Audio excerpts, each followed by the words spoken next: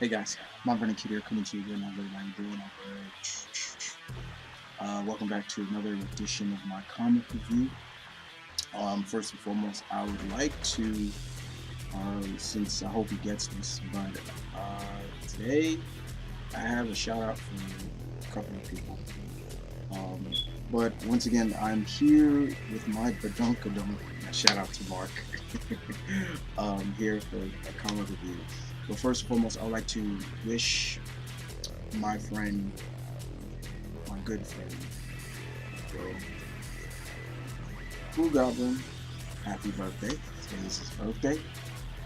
So if you don't mind, I would really appreciate if many of you guys go and wish Gabi a happy birthday. I would really appreciate that. And I also like to congratulate Mac Daddy Mark and Lady Chloe of That Stack of Comics and fellow Dark Avenger Inc. Plus members. A happy anniversary. Chloe, you got yourself a good man. Mark, you got yourself a good woman. Just tell her to keep making you laugh. And Chloe, tell Mark never to shave his beard. Chicks dig the fuzzy look. No, just messing with you. No, but other than that, guys, I wish you nothing but love and respect for that. That's really good. 2 years, right? So congratulations. Same thing with anybody else out there. So but enough about that. Let's get to the comics. Okay, so we'll kick it off independent first, and we're going pretty much Sonic Universe. Excuse me. This is 53, issue 53. This is the part 8 of 12 of the Worlds Collide story, and pretty much it's still the same old Sonic and Tails, Sonic, Mega Man, and Rush and Tails still on their journey to get to Dr. Light. But this time they finally encounter Knuckles and Amy. And it seems like Amy and Knuckles are the toughest out of all of Sonic's friends that have been, turned into robot masters. And, Mega Man's like, wow, they're so tough. And Tails is telling him, yeah, Knuckles took Sonic to his limit. You know how tough Sonic is, but Knuckles took him and Amy, for some reason, she's just incredibly strong. And unfortunately, they're able to cure, them, turn them back. Mega Man's able to use his blaster to turn them back to normal. But still, Dr. Wily and Dr.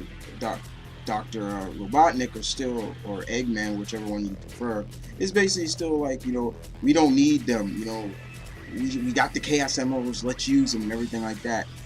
And that's still the broad of the show, of the show, of this crossover.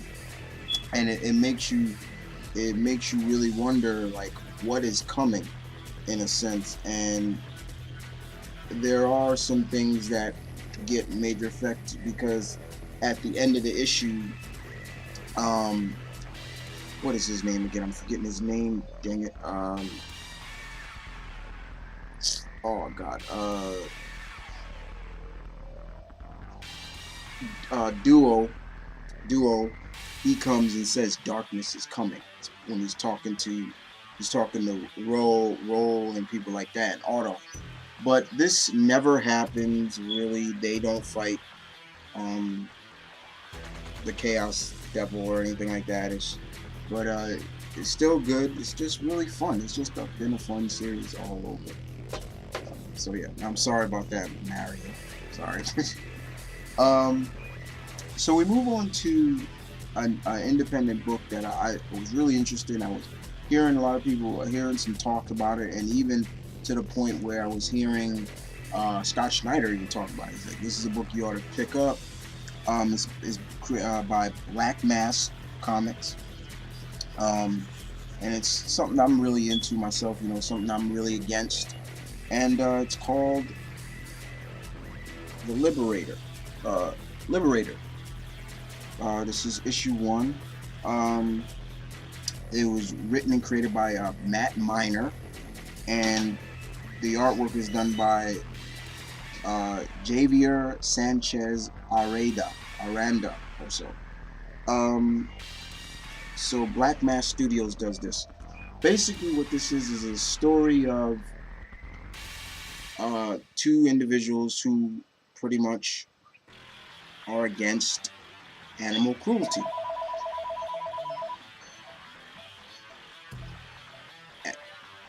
Sorry about that.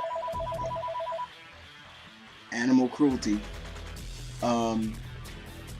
pretty much. And basically, these two individuals here basically have devoted themselves against, devoted their lives to, you know, basically continue their routine of not letting animals be, you know, cruel, you know, get beat or starved to death, things like that. The main two characters, one is named Rose and the other one is named Guerrero. And it's a very interesting take on this. The artwork was really good. I really enjoyed the artwork. It's a lot of very adult language theme, because, you know, they're cursing like a lot in this. They're cursing like sailors in this. But who would have thought a book about two individuals who kind of go to the limit and to keep, you know, animals safe in terms of animal cruelty. It was interesting. I love the line, you know, real heroes don't wear capes, they wear ski masks. I like that. That's kind of cool. But yeah, this is very interesting. I was very much I enjoyed what I read, and I like Guerrero. He's a cool dude. He speaks his mind. He's focused on his goals, and I appreciate that a lot. So I have to give Mr. Miner and the people of Black Mass Studio a lot of credit. Very good stuff. I do recommend it, guys. Alright. So we'll move on to Dark Horse comic, and this was amazing. I had no idea, since I'm a huge pulp hero, I had no idea that Dark Horse had this character. And basically Joshua Williamson and Victor Albanez bring us Captain Midnight issue 0. This was good. I enjoyed this very much. What I remember of Captain Midnight was, yeah, he was a World War II ace pilot back in World War II, but they kind of altered him a little bit in this one. In this story, basically, they still say he was a part of the World War II, but he was so good that the government kept him from really enlisting in the army and things like that. So he donned the disguise, Captain Midnight, because he's a genius. He's incredibly smart. He's an inventor. He's an ace pilot. But on a mission, he was flying through the Bermuda Triangle. Yeah, and unfortunately, that 1944, all of a sudden, he appears in 2013 now.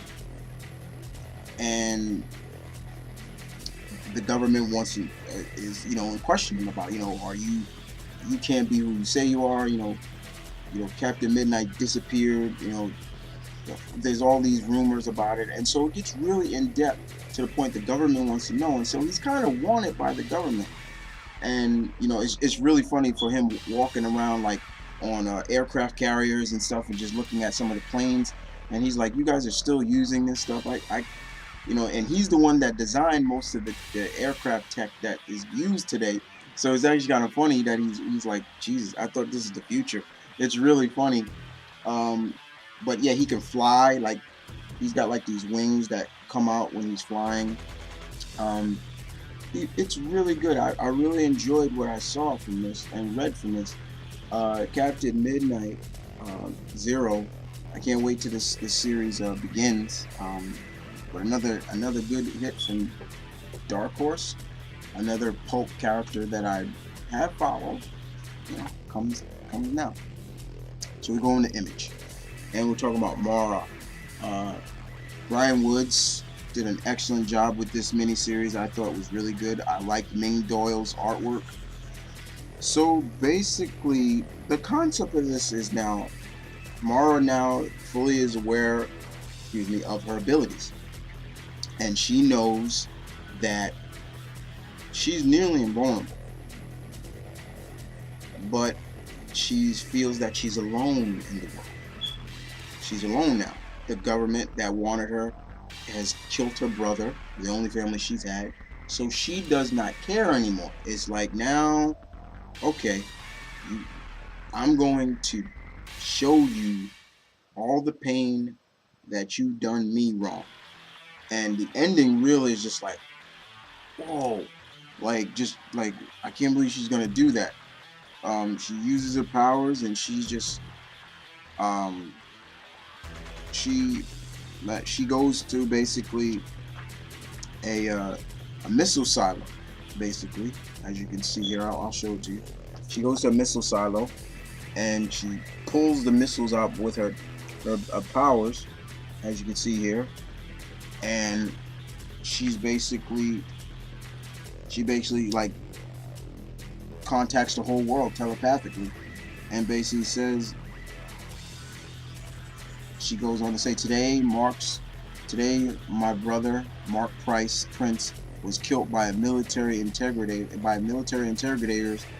They wanted to see if he was just like me, if it ran in our bloodline, because I wouldn't give them what they wanted, my body, my soul, my freedom. She basically says,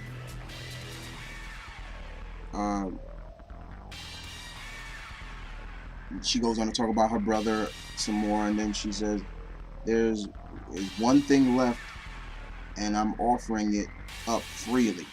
My citizenship as a member of the human race. I no longer want this meaningless. It's meaningless to me.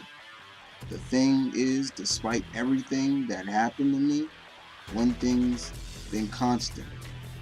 I was never a threat to anyone, but you treat me like I was.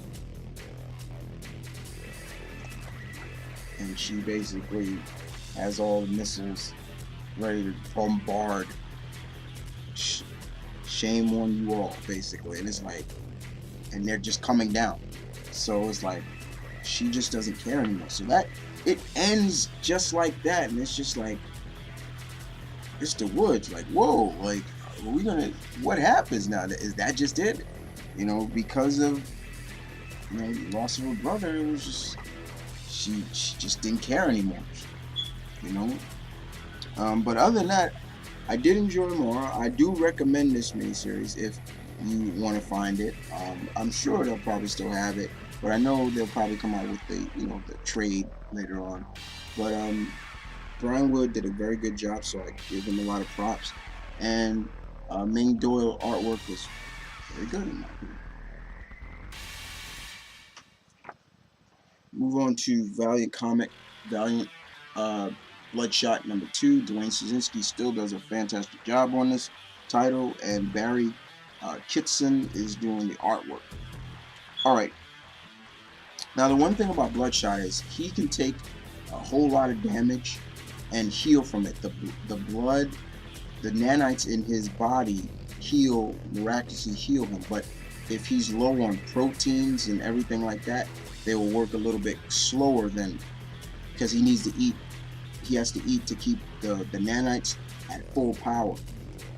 And in this issue, we see Bloodshot extremely just messed up. He's missing skin on his face.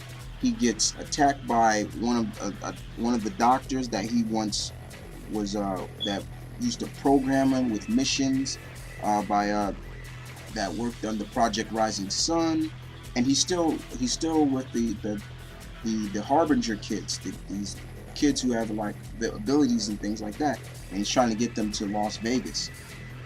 But the Doctor uses like this little hit squad of his that chop him up, like chop off an arm, chop off one of his legs, and they're using like miniature chainsaws.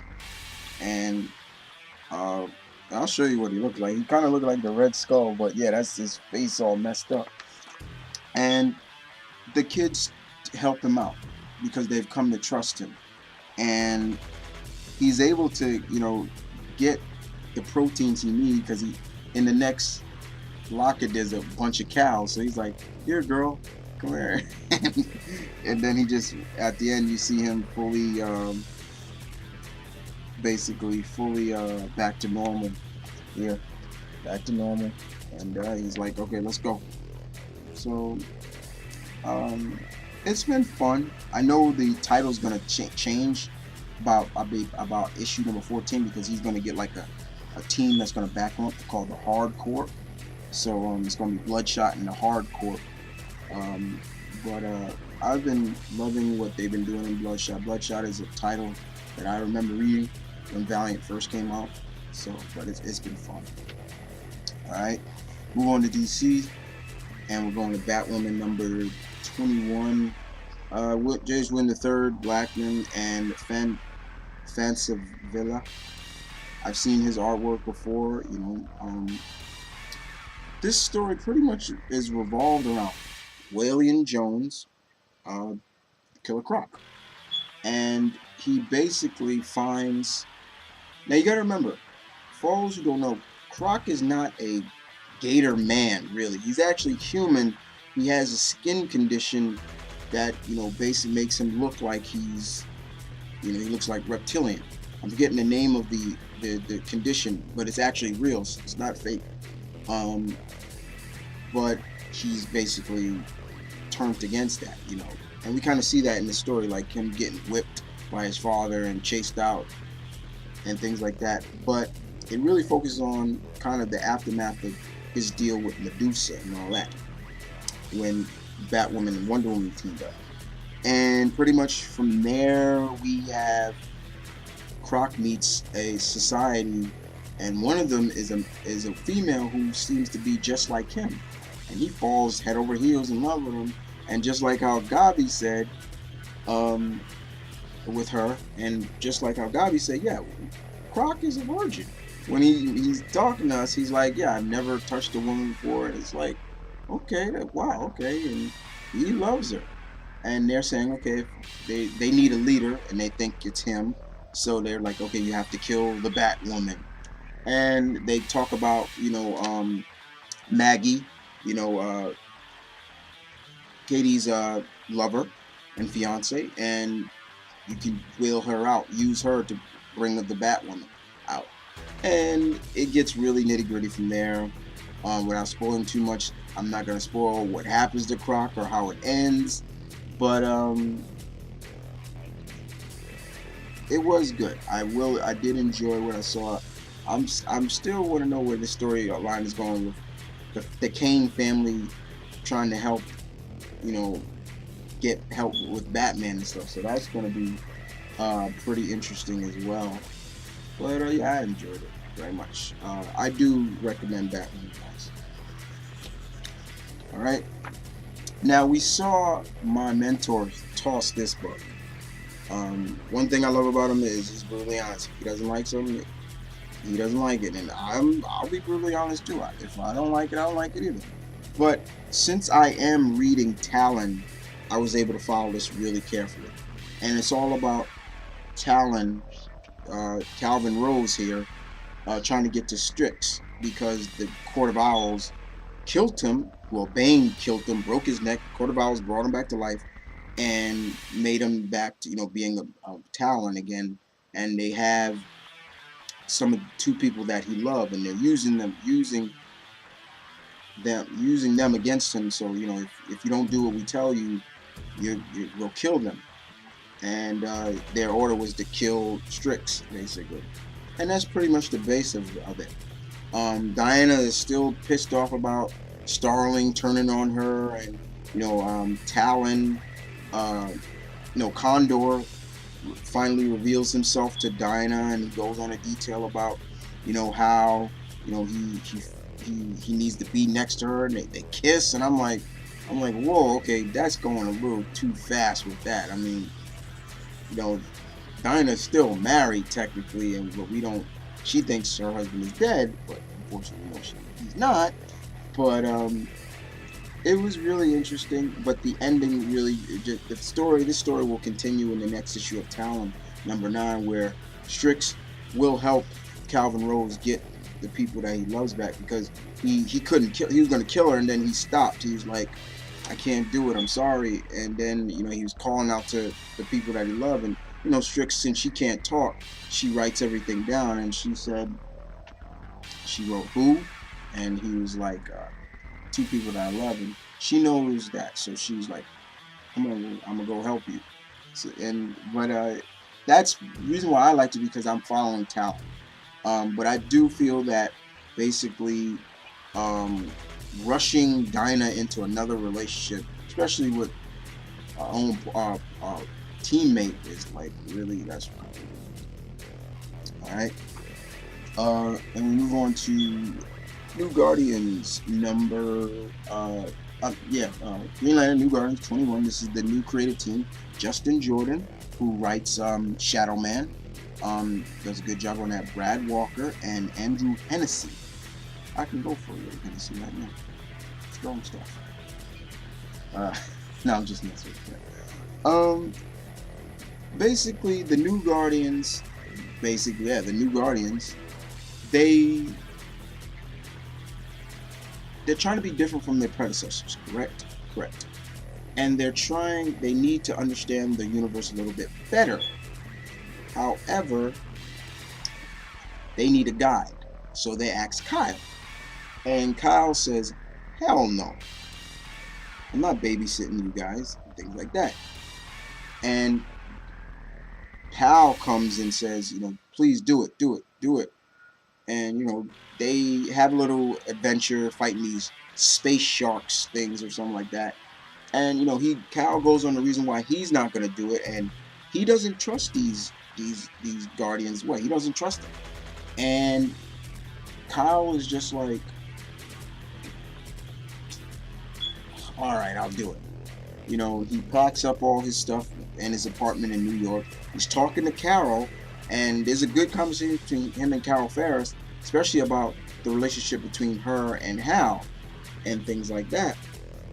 But I'm not going to spoil everything about what happens between the adventures with Kyle and the Guardians, but let's just say it ends on a dun dun dun, like, oh shit, like, all right, something's coming, And that's the thing with a lot of the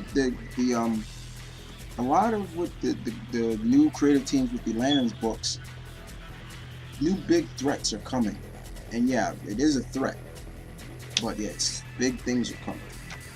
All right, now I know there are people that don't like what Brian Azzarello is doing with Diana, but look, I like it. I think it's different. It's cool to me, and yes, Wonder Woman 21. Brian Azzarello, Cliff Chang does the artwork. Basically, in this, the firstborn, Hera's firstborn child, has come to claim the honor of the throne of of Olympus, and to do that, he wants Zola's baby. Zola's baby, Diana's little brother, basically. He's called Zeke, and he's strong, he's powerful, but Diana's just as strong as him, and there are times where he's a god, and I love the line that that Diana uses. I loved it so much. Like when she was oh yeah, she says this. She's like, so I was wrong. You do know who I am. And he says, Godling, I know what you aren't.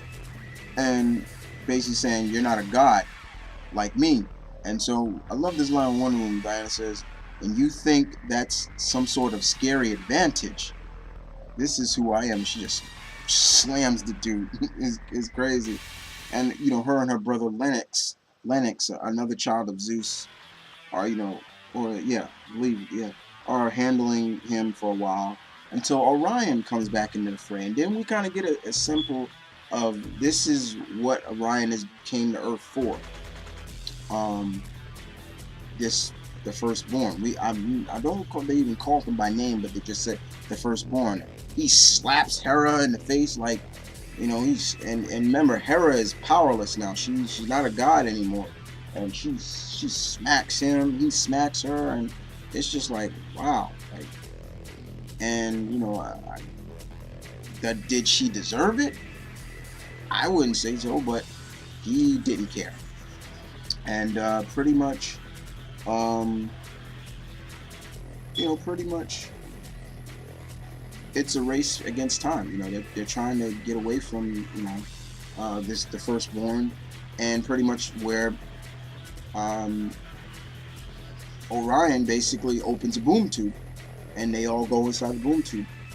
We lose somebody here. I'm not going to spoil who that is, but it's where the gang ends up that is actually kind of funny. Actually kind of, okay, finally, here we go. I'll tell you where later. I'll spoil this for you. So if you don't want to be spoiled, it's pause the video right now or just skip this. But I mean, we all should know, where does Orion come from? What's the name of his planet? New Genesis. And we get to see the High Father. Yeah, cool. So yeah, but I've been enjoying it very much. I mean, like I said, there are a lot of people that may not, but I have. So we move on to Marvel, and we start off with A+X issue 9. I've been loving the team ups. You know, I can't not hate on it. Just a random team up book that just, you know, trying to tell good stories. In the first story we have Captain America and Wolverine. This is written by Nathan Edmondson, and Roberto Ramos does the artwork. And basically in this issue, Cap and Logan are helping out Doctor Strange find a friend of his who's a shaman in this like bizarre world. They're fighting giant snakes and fighting giant ants, and you know, I love how Cap is still trying to be, you know, the good old boy about, you know, oh, these poor creatures, I don't want to hurt them, stuff like that. And I love what Wolverine is like, look, I appreciate that, but look, you got giant ants coming at you. You know what you do to ants? You squash them and stuff like that. And I was like, okay. And I thought that was really funny. You know, Cap's like, these poor creatures, they mean no harm.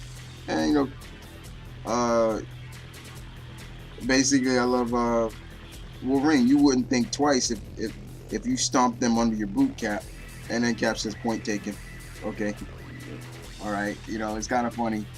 They do find the shaman, the Cap's Doctor Strange's friend, but he's been dead, and his essence, he was able to transfer his essence into this ape and things like that. So it got kind of weird from there. The next issue was actually the next story was funny as hell. So Quentin Quire, Eyeball Boy, and Pixie, it's always good to see Gwen, Pixie, teleport to 1778 Bleecker Street. Now, if you're not a big, you know, knower of the streets in the Marvel Universe, you should all know that is the famous street. It's in New York for real. Trust me, I should know. But it's the home of the Sanctum Sanctorum, Doctor Strange's place. So they teleport, they break into the Sanctum, which I was really kind of shocked that they were able to do that. But this is Pixie we're talking about, and we got Pixie and Quentin trying to loot the place. I'm like, really? They're trying to take some things from there. And Eyeball Boy finds, you know, he's like, oh, why are we doing this? It's Doctor Strange, you know, master of, you know, Sorcerer Supreme. We shouldn't be doing this, everything like that. And, you know, and Eyeball Boy finds Doctor Strange like he's literally in a catatonic state. and this individual, what's his name, known as Sparax, is basically like got him mesmerized, and they're able to help, and by helping him, Doctor Strange is able to break free of the spell, and help out and banish Sparax somewhere else. And of course, by helping, Doctor Strange help, he's like, thank you. But of course, we all know that no matter what, the eye of Agamotto sees all, knows all. What is around, Doctor Strange's on the cloak of levitation. He basically sees that Quentin Quire and Gwen basically, was trying to steal stuff from him, and he's like, they disappear. And Eyeball Boy is there. He's like, hey, what did you do? Where are they? And he's like, I want to thank you, young man. And he gives him something in return, and it's actually funny. So Eyeball Boy gets kind of to gloat about it. He's like, look what Doctor Strange gave me. He gave me all this and everything. You see how good it is to be good instead of being trying to steal and stuff. I thought it was funny. I thought this was really, really funny. It was a good story. It's just classic stuff. It was just hilarious to read. All right. Yeah, Age of Ultron, number 10, book 10. You know what? There you go. That's what I think of that. See? I told you. Bottom line about that, let me tell you right now. Yes, I will agree. Way anticlimactic. Made no freaking sense to me. I had to read that twice to really get the gist of it. The only thing that actually interests me about it was seeing Angela, the angel from Spawn, come into the Marvel Universe now, and hearing her words saying, "Whoever brought me here, I'm gonna get you. I'm gonna find you, and I'm gonna end you." I'm like, oh shit, But where we will see Angela, she will be in the Guardians of the Galaxy, and so yes, so yeah, I'm looking forward to seeing her. But other than that, it was going along pretty well, and then that came along, and I don't know what happened. Avengers number 14. I got the Valiant edition. I like that. I thought this cover was really nice. Seeing some of the Avengers. Luke, what are you doing with your baby? Like, Luke, you're jumping down with little Danielle. Are you crazy? Oh, well, at least mommy's right there next to him. So, but this is written by, of course, Jonathan Hickman and Nick Spencer co-write this, and we got Stefano Castillo doing the artwork. Now this has the entire team, all 20-something members of the Avengers, and still there's still members, slots left, as you can see. But that's always what you'll see in the beginning of who's like the embryos and who's going to be and whose name are highlighted. But yeah, everybody's name is highlighted.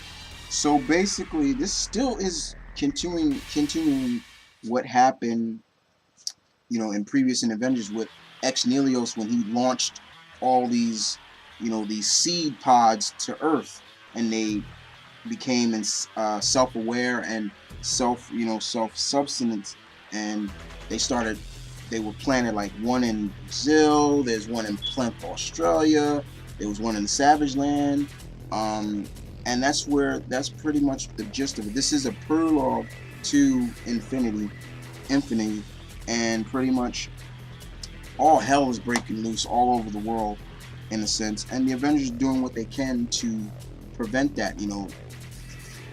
Iron Man is trying to stop a satellite from falling, out of Earth's atmosphere. And him and Captain Marvel comes, and she throws the power pack, because it's nuclear, into the sun.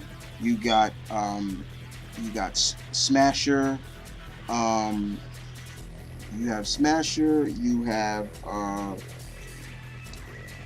Falcon, and you have Manifold, basically helping these people get off a plane, because the plane is going down. Like all engines are out and things like that. Uh, very interesting. Sorry about that. And it's just really interesting to see, you know, all the teams, all different squads are all over the place, you know, and trying to make sure everything is kept cool, you know, kept rock solid. You know, Bruce Banner is basically being the eyes and trying to figure out where, like, the key element of this event is happening, and they do find it. It is in Australia, and they need to get there. But we also found out that AIM is also involved in it, so it ends right there. But I enjoyed it very much. Sorry I spoiled a lot, but yeah, just in case not everybody's reading. Captain Marvel number 13, Kelly Sue DeConnick. This is part 3 of 5 of the Enemy Within story, and basically we all know that Kree, an old enemy of Carol's, who was actually a Kree known as Yang Rog, is basically he stole the device that basically you know, was used to give Carol her abilities, and he's using it. He set off all these Kree sentries all around the world, and it's up to the Avengers and Carol to stop it. And that's pretty much the gist of the story. But I will admit, the artwork could have been better. You know, even I didn't even like how Bruce Banner was drawn. Like, look at that. He looks like Shaggy. He's got a butt chin. And where's the one that I think y'all probably saw Gabi talk about before? But yeah, I gotta admit too. Like, seriously.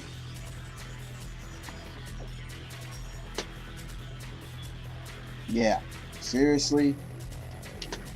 Cap looks freaking on steroids. I mean, Cap has always been physically fit, but that's way too much. That is way too much. Too much. Seriously. But you know, Carol comes to realize she might know who it is that's done the deed, the dirty deed, and we move on to part 4, and that'll be in Avengers Assemble. But yeah, it's cool. Indestructible Hulk number 9, Mark Waid, Magic Wade, and Matteo Salara.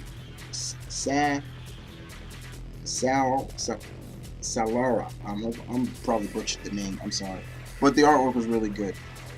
Pretty much we kind of find out who, basically, in a sense, Bruce talks to a lot. Believe it or not, he talks to his lawyer, the man without fear, Daredevil, which is actually kind of cool. And it's Daredevil Daredevil can calm the Hulk down when he's actually talking to Bruce about it. And of course, he doesn't like, you know, how SHIELD does him sometimes, like to send Bruce on a mission, the Hulk on a mission, you know, to do, you know, what he needs to do and things like that. The Hulk is sent on a mission to stop the organization known as what's the name of the organization? It's not AIM, it's not Hydra, it's not what is the name? The arms dealing terrorist group known as Agents Byzantin. They look like that. Basically, the orange cloak. These guys right here. You see them in the orange. Those guys. And unfortunately, what looks like a mission complete. You know, basically, Bruce finds out that they're missing one of those weapons. And these weapons are like Thor level weapons. So it's like powerful weapons. And unfortunately, Bruce and Hulk and Daredevil team up, you know, to find out where this guy may have gone. And since Daredevil, you know, his heightened senses, he'll know the sound that the gun makes, and you know where to find this guy and everything like that. And it really becomes like a cat and mouse game, really. And who the ending really was like, oh, some, but it's who the arms dealer sells the weapon to. Let me just tell you, I'll give you a clue. His initials are BZ. There you go. But good stuff, Mr. Wade. Very much. Next up, New Avengers number 7. Jonathan Hickman, Deodato. This was excellent. Now it is shown that New Avengers is kind of caught up now. What's going on in you know Marvel, the other stuff, and pretty much now we kind of get a gist of, okay, for example, how is Reed in this book? I thought he's out in space with the rest of his family. We kind of see where, you know, how he gets from back and forth, things like that. But the main gist, which I'm gonna end it right here. There's a war coming, and the war is between Wakanda and Atlantis. Yes, Shuri, T'Challa's sister, the Queen, who's, you know, basically of Wakanda, has basically said we're going to war with Atlanta, you know, because of what Namor did. And there's a conversation between Namor and T'Challa about, you know, trying to stop this. You know, and we remember those words that T'Challa said: "When all this is done, I'm gonna kill you." Now it's coming. Like, this was really good. If I was to maybe give my pick of the week, which I don't do pick of the weeks, but if this was one of them, this was excellent. I was very, very, very, very, very impressed at what I read here. Jonathan Hickman just did a fantastic job. This is false advertising, though. They don't fight, but it is like, yeah, T'Challa's trying to stop, you know, since he's not really the ruler, the king of, you know, Wakanda. He doesn't have that much power, but he is a king of Necropolis, the city of the dead. But his sister rules. So, but yeah, it was good. And even this was good. Superior Spider-Man number 12, Dan Slott. Camulico, basically still is dealing with, you know, Alistair Smythe, the Spider Slayer. J. Jonah Jameson wants this dude dead. D-E-A-D. Cow, dead. Very much dead. Ock is still dealing with the augmented villains like the Scorpion, Boomerang, and, you know, the Vulture. You know, he's doing the best he can to keep the other people, like, you know, Gloria Grant and all of them safe. You know, but Jonah didn't. He made like a force field from his, like, those little spider bots. And Jonah jumped out of it, and he's like, I make sure Smythe dies. And so he's really fueled on, you know, make sure that this Alistair Smythe gets got, bam.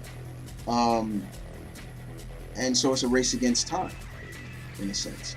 And, you know, Ock is fighting for his life. He's got 3 individuals that are augmented thanks to Alistair Smythe to deal with. But, you know, I was very much entertained. It does give me a sense of, you know, want to know what happens next. I did see, you know, we saw probably a solicitation of, you know, back-to-back shot of Ock and the Lizard. But I very much enjoyed it. Very much. Yes. Ultimate Spider-Man number 24. Bendis and Dave Marquez's artwork, very good. This, the ultimate debut of Cloak and Dagger, Ty Johnson and Tara Bowen. I'm always been a big fan of Cloak and Dagger, very underrated characters. But in this story, we get kind of the origin of them and where they got their powers from. The people that are involved with their powers are, let me tell you, Dr. Layla Miller, Nathaniel Essex, Samuel Stern, and Dr. Armel Zola III. And it seems, so it goes back and forth, the present, what's going on now with them fighting Bombshell, and Miles and Gwen just watching the fight, and of course they go into their past, which is really cool. When before they became Cloak and Dagger, they met and they started going out. They went on a prom. Let's see here, they go on a prom together. It was interesting. This Cloak is a little bit different than the 616 Cloak. Like, he's kind of a little bit more devious and like, you know what, I'm willing to hurt you more if I wanted to.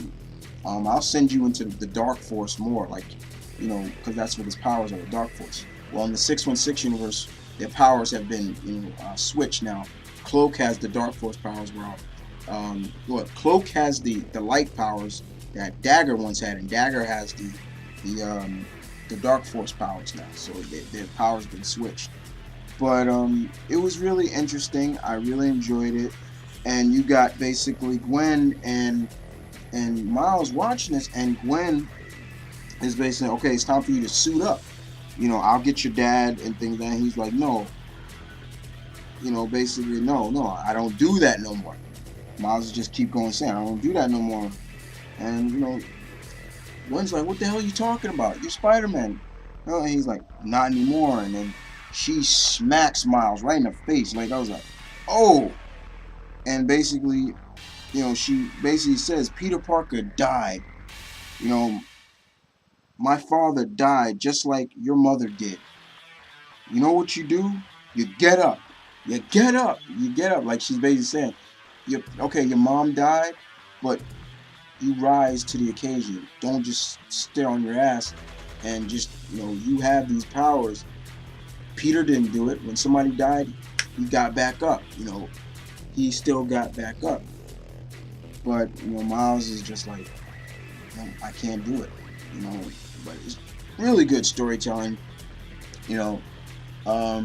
Still continue, the Spider-Man No More.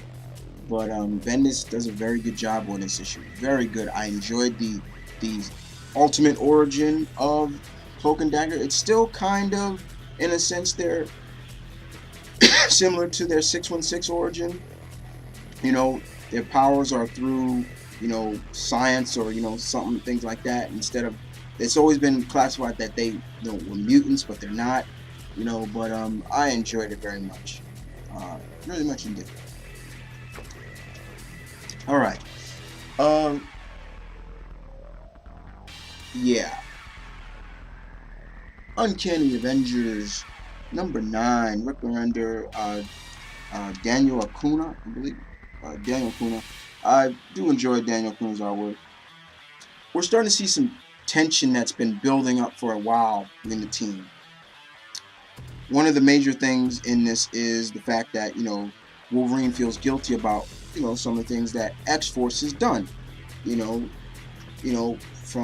the death of the Kid Apocalypse and, the death of Warren, even though Warren is back now, but Archangel when he was Archangel, again, and we get a really good banter between that, of course, between Rogue and Scarlet Witch, which was really good.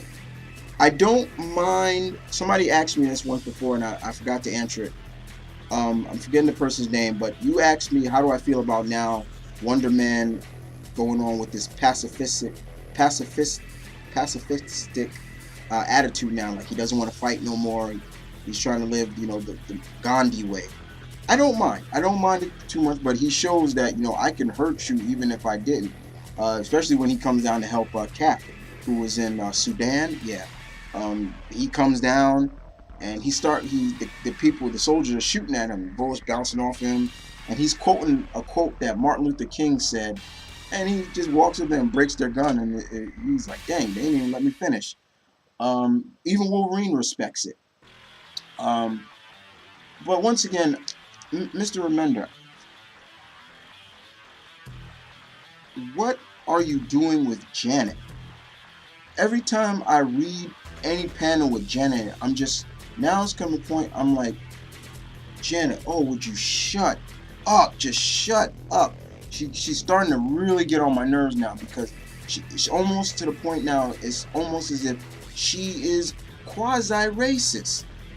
It's almost to the point, like, she's like, oh, you people, you know, she goes on a tirade about, you know, why I don't understand why you guys, you know, mutants are so ashamed of their powers and everything like that. And I'm like, what the hell? I know you were stuck in the microverse for a while, you know, but shut up. Like, you used to be one of the heart and soul of the Avengers in terms of females.